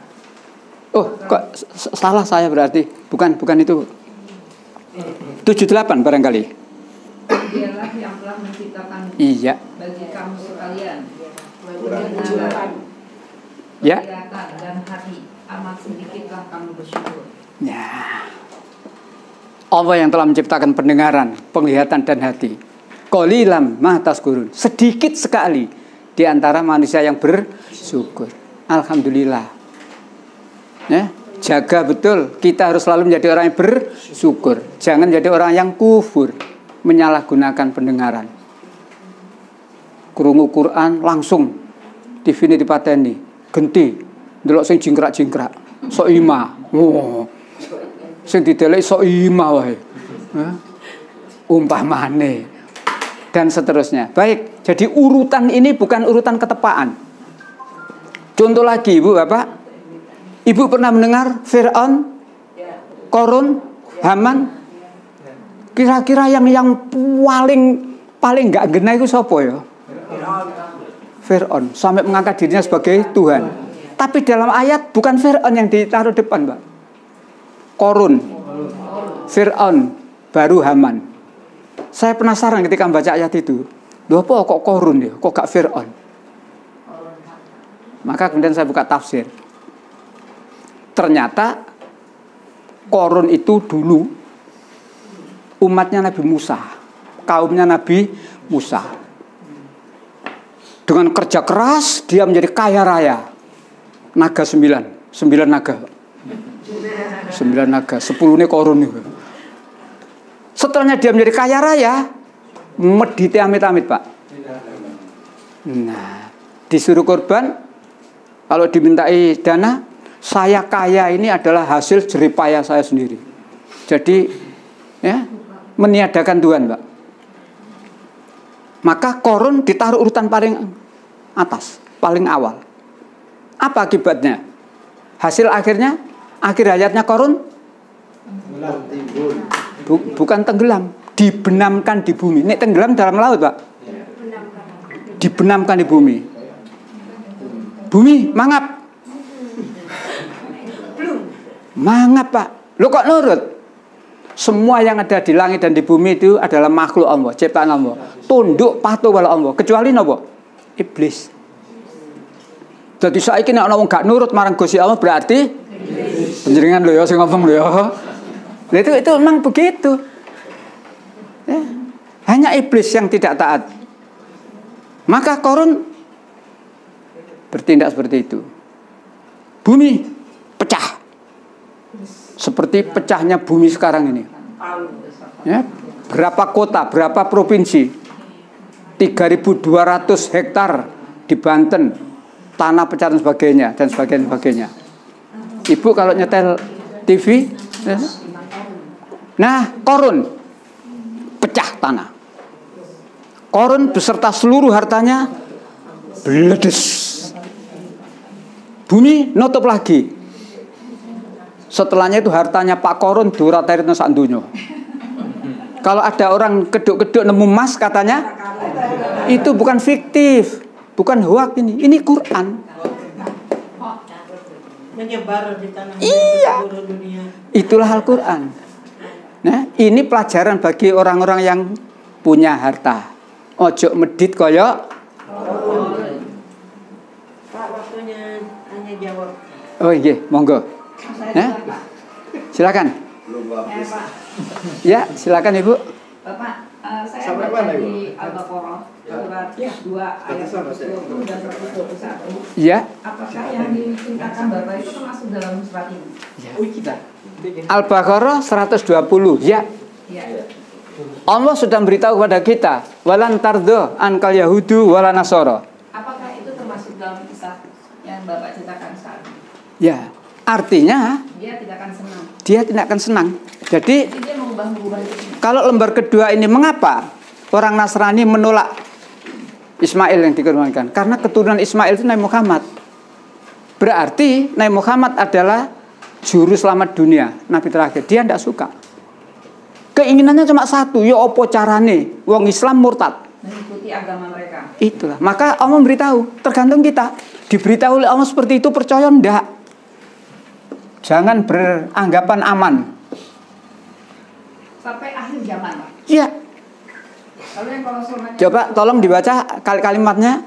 Orang-orang Yahudi dan Nasrani tidak akan senang kepada kamu sehingga kamu mengikuti agama mereka. Tidak akan senang kepada kamu sehingga kamu mengikuti agama. Selagi mereka melihat panjenengan berjilbab, sregep ngaji, sregep sholat, gak senengi tambah nemen, Bu. Dia baru senang kalau kita kemudian sudah mengucapkan Haleluya. Haleluya ini kenapa toh, Bu? Puji Tuhan. Haleluya itu puji Tuhan. Kalau kita alhamdulillah. Itulah ya Nasrani. Dan ketidaksenangan ini, Bu, Bapak buka 217 kalimatnya di tengah-tengah. Surat 2. Kalimatnya di tengah-tengah, tidak usah dari awal. Wala yazaluna yuqatilunakum. Mereka tidak henti-hentinya memerangi kamu. 217. Mereka tidak henti-hentinya memerangi kamu sampai mereka dapat mengembalikan kamu dari agamamu kepada kekafiran. Nah, itulah. Mereka tidak henti-hentinya memerangi kita. Perang bukan seperti yang di Palestina. Di sini tidak akan perang seperti itu. Kenapa? Mereka minoritas. Kita umat Islam mayoritas. Nggak bakal mereka memerangi kita dengan cara itu. Kita diperangi dengan cara lain. Pergaulan bebas, diperangi lagi dengan apa. Intinya satu. Ya apa caranya wong Islam makanya hati-hati. Itu Ibu. Monggo yang lain silakan. Sebetulnya ayat ini semua ini tadi kan diawali dari 616. Ya, ketika Nabi Isa memberitahu kepada kaumnya. Jadi sebenarnya Nabi Isa atau Yesus sudah memberitahu kepada kaumnya. Aku adalah utusan Allah kepadamu. Ya, jadi Nabi Isa, Yesus itu sudah ngomong ke Bani Israel. Aku adalah utusan Allah kepadamu. Aku membenarkan. Dan aku beri kabar gembira. Apa? Akan datangnya seorang Nabi sesudahku, yakni Ahmad Nabi Muhammad. Tapi ketika Yesus ngomong begitu, umatnya gak ngereken. Nah, jadi sebenarnya ini sudah diberitahukan oleh Nabi Isa, oleh Yesus. Tapi umatnya gak ngereken. Mereka tetap sakit hati. Nah, itu ya. Baik, ya jadi betul lah Pak. Monggo. 7157 itu Pak. Ya, itu Nabi Muhammad ada dalam Taurat dan Injil. Jadi insya Allah kapan suatu tema, saya berikan tema Muhammad dalam Taurat, Injil dan Al-Quran. Nah, Muhammad dalam Taurat diayati, nah Muhammad dalam Injil diayati, nah Muhammad dalam Al-Quran diayati. Kalau 515 strip 15 itu Injil juga Pak, yang disembunyikan. Ya, ayat-ayatnya banyak disembunyikan memang. Jadi perlu kita tahu, termasuk suatu ketika Nabi Isa dalam Alkitab, Nabi Isa dalam Al-Quran. Di sini ada Yesus? Tidak ada. Yang ada Nabi Isa. Ya, terus kembali lagi Pak. Tadi ya. dari 616 ya. terus ke 2120 ini karena bocoran ini mereka kan nggak percaya bahwa ya. ada Muhammad. Nah, ketika percaya, ya. Akhirnya dia akan kecolongan ya Pak. Ya. Nah, caranya dia tuh untuk memurtadkan tuh karena itu tadi. Jadi karena memang sakit hatinya tadi itu Pak. Kedengkian. Iya, kedengkian. Kata Allah, kedengkian yang timbul dalam kehidupan ini sudah nampak seperti itu. Kedengkian yang dalam hati mereka lebih dari itu. 3:118. Dengkinya orang Yahudi Nasrani pada kita. 3:118. Wah, luar biasa Quran ini Pak. Ayat-ayat ini betul-betul membuat kita harus waspada. Nah, kalau masalah korban tadi, kalau dikaitkan dengan kecintaan dunia itu gimana Pak? Kecintaan dunia ya. Jadi orang itu memang kalau dengan dunia, Rasulullah kan sudah memberitahu Pak. Salah satu di antara penyebab adalah karena terlalu cinta kepada dunia. Ya. Takut mati. Al-wahin. Terlalu cinta dunia takut mati. Jadi nek dikongkon korban, bolak-balik korban. Tahun wingi wis. Loh, kalau sekarang kamu masih diberi rezeki longgar oleh Allah, kenapa tidak? Jadi korban tidak hanya satu kali. Ya, tapi kalau memang setiap tahun rezeki kita longgar, kenapa tidak? Ya, saya tidak korban kambing Pak, tidak korban sapi. Korban apa? Perasaan. Oh iya, gimana? Ya. Korban. Jadi kecintaan kita kepada harta. Ya, ayo. Harta itu, maaf ya Bapak, harta yang jadi milik penjaringan itu yang mana? Yang sudah kita keluarkan untuk jalan Allah. Itu pasti menjadi milik penjaringan. Adapun harta yang sekarang ini dalam bentuk rumah, kendaraan, deposito, ya, uang di bawah tumpuan sewek dan sebagainya, itu belum tentu milik penjaringan. Kenapa? Nek mati ditinggal lah. Menjadi milik yang hidup. Makanya jangan sampai kena ayat dan hartanya tidak akan berguna bagi mereka ketika dia sudah binasa. Soge nyambut gaya sorong, lembur, mati ditinggal. Dia gak tahu amal. Bawa apa kamu mati? Kain Pak, 3 lembar, nyenyek.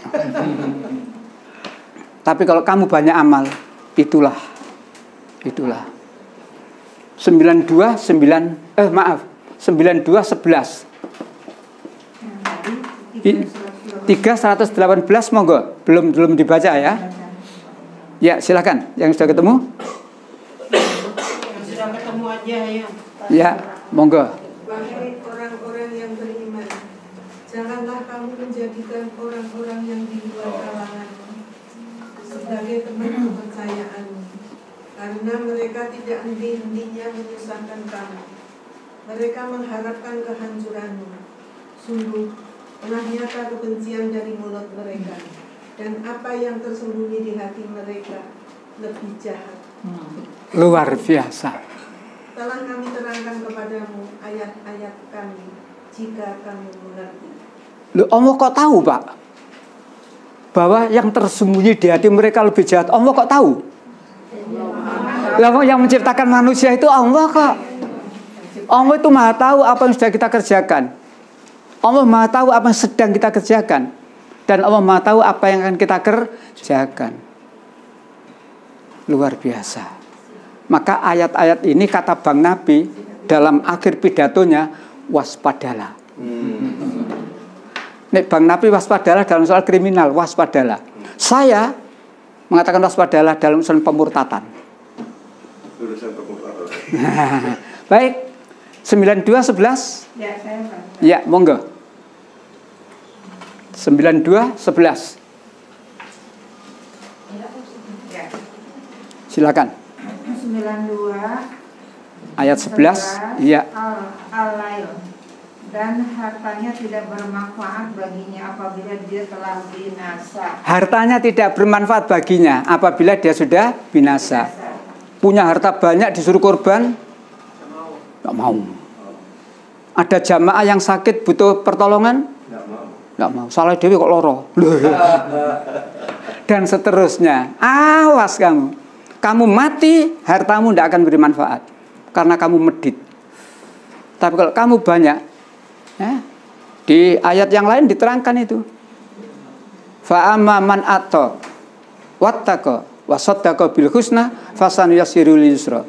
Barang siapa yang suka memberi, suka menolong, suka membantu dan bertakwa, wa saddaqa bil husna, membenarkan kebaikan, bahwa kebaikan yang dilakukan pasti dibalas oleh Allah dengan lebih baik. Fasanuyassirul yusra. Allah akan memberikan kemudahan dalam hidup. Lawan katanya wa amma man bakhila, dan barang siapa yang bakhil. Nah, naudzubillah. Ya. Saya mendengar tapi agak takut Ya. Masih ada harta mereka yang ditinggal, tapi dimanfaatkan untuk jihad. Gimana? Nurut penjenengan, orang mati itu bisa berbuat enggak? Tidak. Karena sudah diwasiatkan, Nah, Ibu wasiat, ya. Wasiat. Innalillahi. Kalau kemudian saya punya harta, sekarang saya gunakan, sekarang saya mendapat manfaat. Saya punya harta, tidak saya gunakan cuma wasiat tok.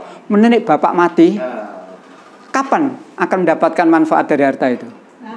Nanti dia mati. Durung mesti nek dilaksanakan anake. Menrek tanah pinggir dalan 1 meter. Maka kalau kita itu bisa, tidak usah wasiat. Sekarang kita bisa menyisihkan, sekarang sisihkan. Segerakan. Tetapi jangan merugikan anak-anak kita yang hidup.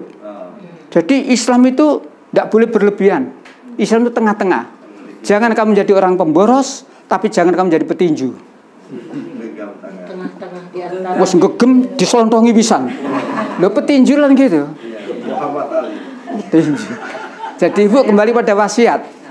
Memang silakan berwasiat, memang ada wasiat, tapi wasiat di sini sebenarnya wasiat untuk pembagian kepada keluarga sebenarnya. 2180. Iya, jadi apabila seseorang menghadapi kematian, berwasiat, ya, termasuk wasiat itu, silakan. Tapi saya menggunakan pertimbangan harta yang diwasiatkan untuk membangun masjid besok. Nih bapak mati, harta iki delekno masjid yang sedang dibangun ya, baik enggak? Baik tak? Tapi alangkah baiknya kalau harta ini sudah dihitung lalu disisihkan. Nah, dolekno masjid yang sedang dibangun. Luar biasa. Lain loh, nanti kapan-kapan ayatnya. Kalau keperluannya sekarang, ya, lalu penjenengan bantu sekarang, manfaat. Tapi kalau keperluannya sekarang penjenengan bantu, menen is dadi tak sumbang. Disumbang, gak butuh mbak wis mari. Ini diterangkan. Nanti insya Allah pada monggo masih ada Pak, sedekah itu kan ada beberapa ini ya Pak, Yeah. perbedaan. Misalkan di 2219 kalau Yeah. infak itu kelebihan apa yang diperlukan. Ya. di 292 infakkan yang terbaik. Iya. Kemudian di 2567 kelebihan yang apa itu peluangnya, infakkan harta mereka tidak berlebihan dan tidak pula kikir. Kok 3 kriteria itu berbeda ya? Kesimpulannya begini Ibu Bapak, saya mulai dari infak. Infak itu tidak harus nunggu lebih. Jadi tidak nunggu kalau kaya, tidak nunggu kalau sudah lebih. Jarang orang mengatakan saya sudah lebih, itu jarang. Sifat orang itu kurang aja. Maka Al-Quran beritahu surat 2 133 gandengannya 134 awal ini. Ini biasanya dibaca kalau waktu halal bihalal. Wasari'u ila magfiratin mir rabbikum wa jannatin antus samawati wal ardi uiddat lil muttaqin. Lalu tandanya orang takwa, alladzina yunfikuna fi syarra'i wad dharra. Menginfakkan hartanya di waktu longgar maupun waktu. Jadi infak itu ndak ngenteni nek. Ya. Oh, maaf. Iya. Karepe bener tapi nulisnya salah. Matur nuwun. Jadi kalau kita salah ndak boleh ngeyel. Ndak boleh ngeyel karena Quran sudah ada ayat ngeyel. Apa ayat ngeyel, Pak? Ngeyel. Ya salah tapi diingatkan nggak mau, itu ngeyel. Wa idza qila lahum la tusidu fil ard. Jika dikatakan kepada mereka jangan kamu buat kerusakan di muka bumi, qalu innama nahnu muslihun. Mereka jawab sungguhnya saya adalah orang yang berbuat baik. Allah mengatakan ala innahum humul mufsiduna walakil. Mereka itulah orang yang berbuat kerusakan tapi mereka tidak merasa. Nguruk laut dielingno iku ngeyel. Kuhok iku. Itu hak nguruk laut, reklamasi. Katanya pantai. Untuk apa? Insya Allah itu kanggo jagane wong sipit-sipit itu. Mboten kanggo sampean niku, gak nutut. Sipit gak tau iki. Gak nutut Pak sampean. Nyambung surat awal cerita itu. Iya. Dibaca itu apa ya? Iya, jadi ini kan ada tanda-tandanya. Saya ngambil yang pertama terkait dengan infak. Jadi memang infak itu menyisihkan harta itu yang terbaik. Jangan kita memberikan yang kita sendiri tidak mau. Makanan wis basi awak dhewe mau. Kayak notonggo ae. Jangan. 215 jadi ayat-ayat itu artinya kalau kita memberi ya silakan yang terbaik. Artinya walaupun tidak yang terbaik dalam arti yang ansih gitu, tapi layak kita sendiri juga masih mau. Jangan sampai kita wis timbangannya dibuat. Ya. Nah, ngaten Ibu. Ya. Terakhir barangkali. Monggo Bapak. Di antara yang kita nanti PPH itu. Iya, ya. Pendengaran penglihatan dan hati. Iya. Itu ada bagaimana mengenai ucapan yang selalu berbohong. Iya. Jadi suka memutarbalikkan fakta. Iya. Itu bagaimana? Salah satu tanda orang munafik adalah nek berkata bohong. 3 ciri. Berkata bohong. Janji ingkar. Nek dipercaya berkhianat. Jadi kalau orang suka berbohong berarti dia adalah munafik. Apa kata Allah terhadap orang munafik? 4138. 4138. Gak enak-enak loh munafik itu ngene ancamannya. Basiril munafikina bi analahum adzaban alima. 4. Ya, monggo.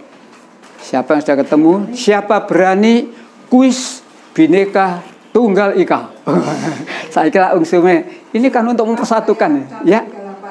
Kabarkanlah kepada orang-orang munafik bahwa mereka akan mendapat siksa yang pedih. Luar biasa. Tanda munafik itu ya dah pembohong. Nek ngomong mesti bujuk.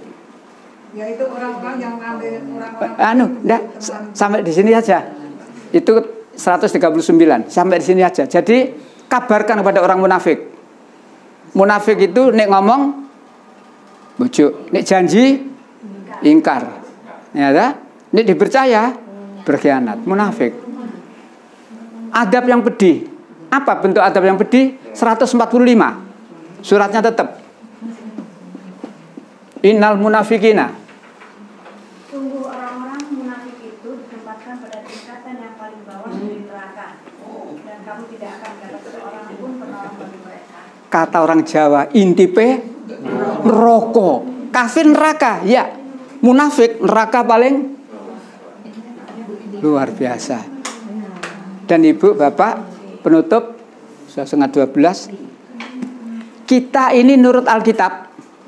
Saya dan penjenengan nurut Alkitab dianggap calon penghuni neraka loh bapak.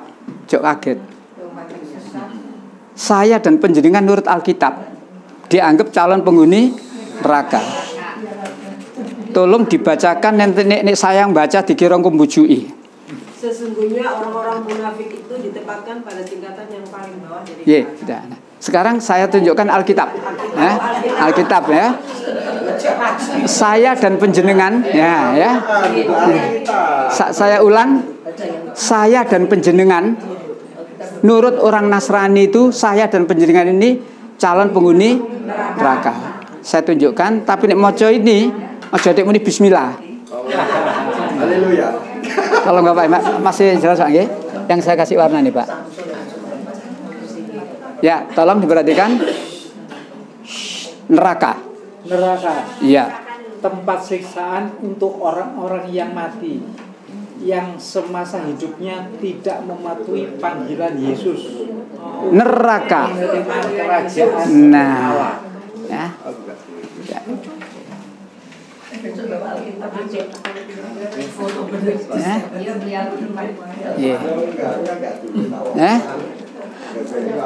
Neraka. Jadi dalam Alkitab diterangkan neraka. Apa neraka itu? Tempat siksaan orang-orang yang sudah mati, yang waktu hidupnya tidak mengikuti saya dan penjenengan kan tidak ikut Yesus. Neraka. Ayo. Ojo terus aku nek ngono melok Yesus saya. Oh, ya neraka temen tambahan. Ya kan lihat judulnya tadi Pak, penebus dosa. Nah, Kitab apa Pak itu Pak? ini ada di Kamus Alkitab. Ya, Kamus Alkitab. Kalau Yesus menebus dosa, bujuk. Yesus berkata, bertobatlah. Oh, di sini komplit, Pak. Ya, katanya apa? Surga bisa terbuka karena darah Yesus, Pak. Itu pelajaran Katolik. Ya. Memang begitulah di antara isi ini. Tapi saya bisa menunjukkan bahwa Yesus tidak menyuruh untuk menyembah Dia dan sebagainya. Yang ada di sini justru kata Yesus, bertobatlah. Tolong ini contoh ya. Ini tak incipit tok ya, Pak. Incip dan sewu. Yang ada tanda merah ya, Pak. Iya. Sejak waktu itulah Yesus memberitahukan, bertobatlah, sebab kerajaan sorga sudah dekat. Yang nyuruh tobat siapa nih? Yesus. Yesus tidak mengatakan dosamu tak tanggung, kok nyimut?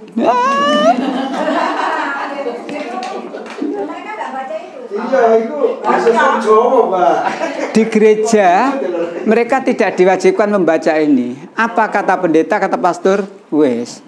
Jadi ini sudah sekedar dibawa. Tapi kan mereka punya Injil, punya. Tidak ada kewajiban. Tidak ada kewajiban mereka mempelajari ini. Maka mereka banyak tidak tahu. Banyak. Nanti insya Allah kalau kita masih dipertemukan oleh Allah, saya tunjukkan nanti ya. Saya tunjukkan supaya mereka itu tahu, kita supaya tahu. Kita orang Islam oleh Allah diperintahkan baca Al-Quran. Bahkan poin 1, orang yang suka membaca Al-Quran dijamin tidak akan rugi. Tapi menurut orang kafir, kita ini dilarang membaca Al-Quran. La tasma'u lidal Quran. Jangan kamu dengarkan Al-Quran sungguh-sungguh. Nah, tinggal nurut Gusti Allah selamat, nurut orang kafir gak selamat dan seterusnya. Baik, sampai di sini Bapak. Mudah-mudahan yang ini bisa dibaca sendiri. Masih ada lanjutannya lembar-lembar berikutnya. Gampang-gampang kok ini. Gampang-gampang. Kita akhiri dengan baca hamdalah. Alhamdulillahirabbil alamin. Subhanakallahumma wa bihamdika asyhadu an la ilaha illa anta astaghfiruka wa atubu ilaik. Assalamualaikum warahmatullahi wabarakatuh.